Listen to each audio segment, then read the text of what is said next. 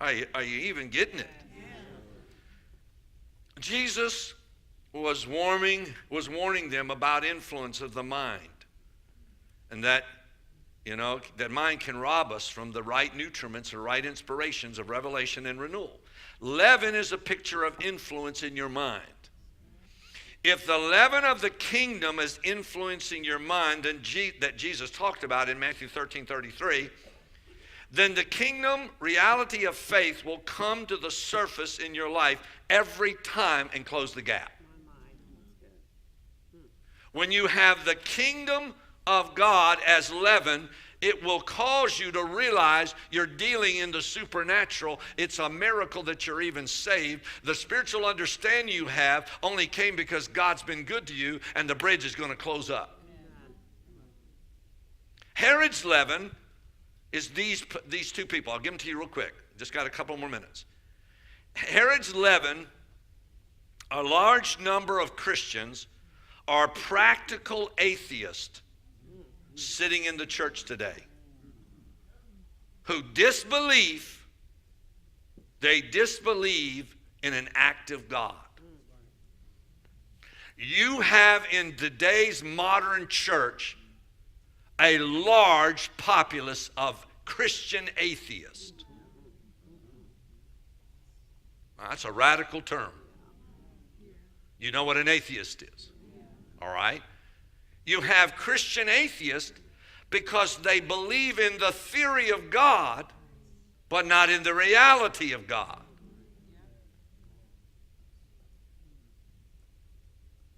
They wouldn't say that in church, and they wouldn't say it was in the church bylaws. But many believers face situations daily, and they never bring God into the picture. We often handle crises or problems every day the same way the atheist at our job or next door handles their problems. We, the Christian, are handling our problems just like the world does. We cuss, we get mad, we throw things, we threaten divorce, we yell and scream, we act like idiots, we cheat on our taxes, and we act like God is not alive. That's what the atheist does. Except they're actually more honest than the Christian. Because they just say, I don't believe there's a God. We go, I believe there's a God, but I don't act like it. Wow. They don't seek godly counsel. They don't use the word to solve their problems. They don't let their faith lead. Their soul leads. We're talking about the American culture. Hello. Now, the American culture today is really Herod's leaven. How many of you know it's easy for the country western star to stand up and say, thank God tonight, I want to thank Jesus, I want to thank God for helping me. But sometimes I want to yell in the TV so loud they could hear me and say, what God? Name him. Because they can't name that God. They're just talking about the generalized God. Pharisee leaven is different.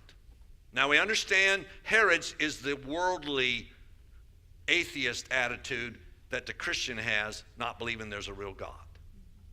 Come on, when you get your kids sick, first thing you do is call, run to some pharmacy.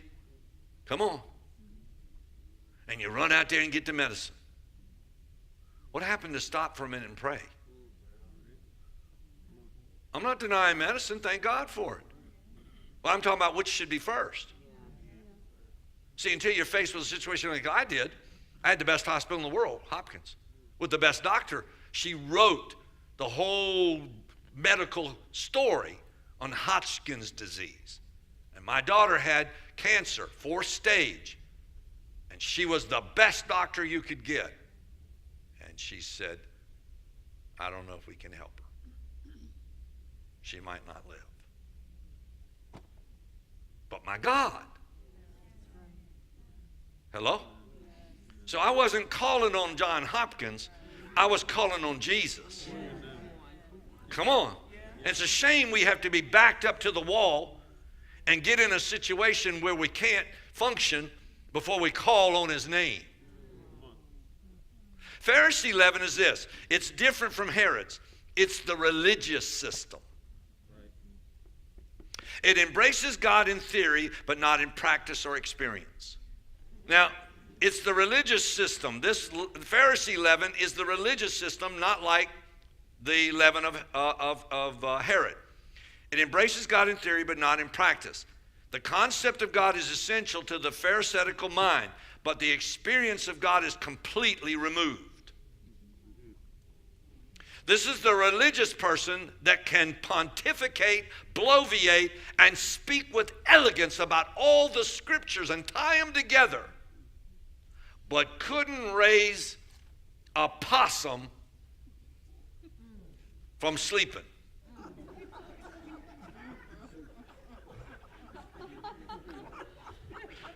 That's a really funny illustration, isn't it?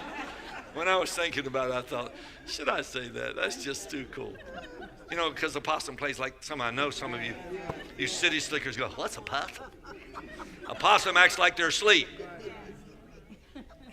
You couldn't even raise a possum who's just faking it. Religious people are the most dangerous people on the earth. I have to be honest with you.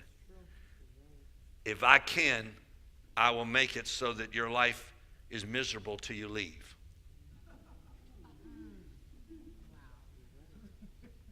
You're laughing and I'm not. It's the truth. I hate religion. David Kitely said to me one day in a conference, he said, I don't know any one person that hates religion more than I do, meaning him, than he said me. I do. I'd rather deal with sinners all day long that just are who they are. Yeah, I'm just a sinner, man. I'm going to hell. Than to deal with the person that goes around and looks like, acts like they are somebody and they're empty sepulchers where God used to be and he left.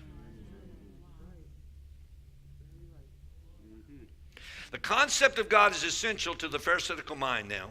Okay, that's why we have God encounters, because we want to alter that.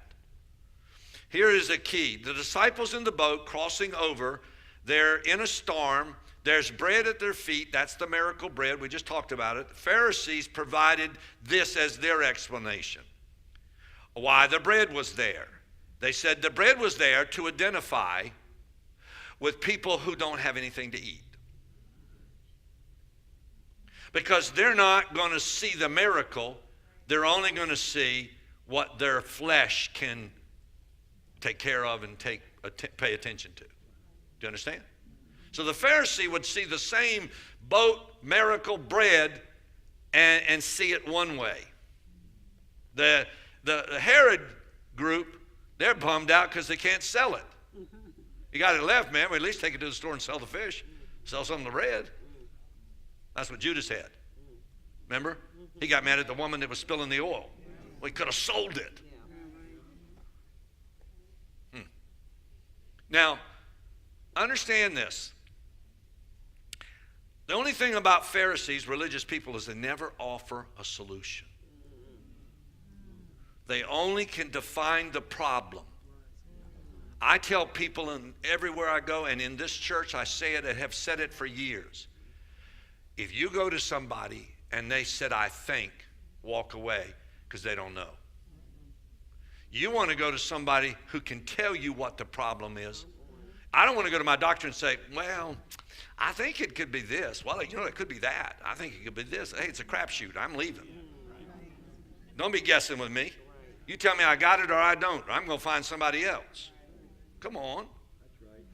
Now they say, here's what the Pharisee says. They say the bakery closed when the last apostle died. So nobody ain't making bread anymore. There ain't no miracles anymore. Miracles are gone. Hello? That's what they say today. There's no apostles today. Some of your evangelical people that are on TV all the time, they say there's no apostles today. And there sure ain't no prophets. How do you know when you've got religion, You want to eliminate the two people that can mess up your plan. You sure don't want to know there's a prophet that'll go, yea, saith the Lord. The woman that you were with last night's not your wife. I don't believe in prophets. I guarantee you, when I give your wife her phone number, you'll believe in prophets then.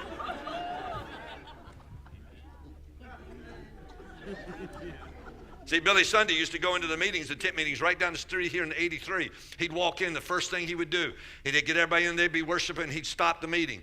He'd stand there for a minute, he'd look around, he'd say, excuse me, sir, I see you standing and blah, blah, you're at this place, you're blah, blah, you got this suit on, blah, blah, blah, you got these color shoes on, blah, blah, blah, your name is this, blah, blah, blah, you're this age, you're married, you got 3 kids, you live in this house, I mean everything, address, everything.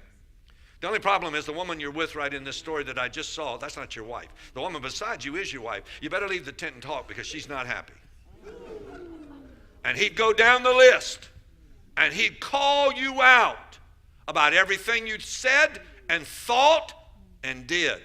After he cleaned the church, the tent meeting up a little bit, then he had a revival meeting. They used to call it the purging. He'd come in and purge them. Somebody said, well, weren't you afraid to get everybody to leave? He said, I wanted them to leave. The devils and the religious spirit people needed to leave my meeting so I could have a true meeting. Now, they refused, these people, the Pharisees, they refused to let God be active right now. That's what separates them.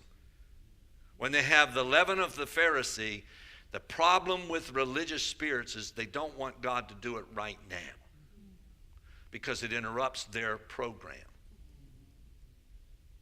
You know, God moving is messy. And when you're religious, you don't want God to move at 5 minutes to 9.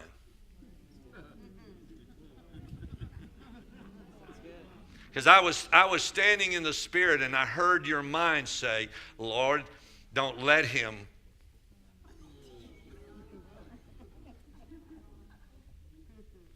Because you already got it in the oven.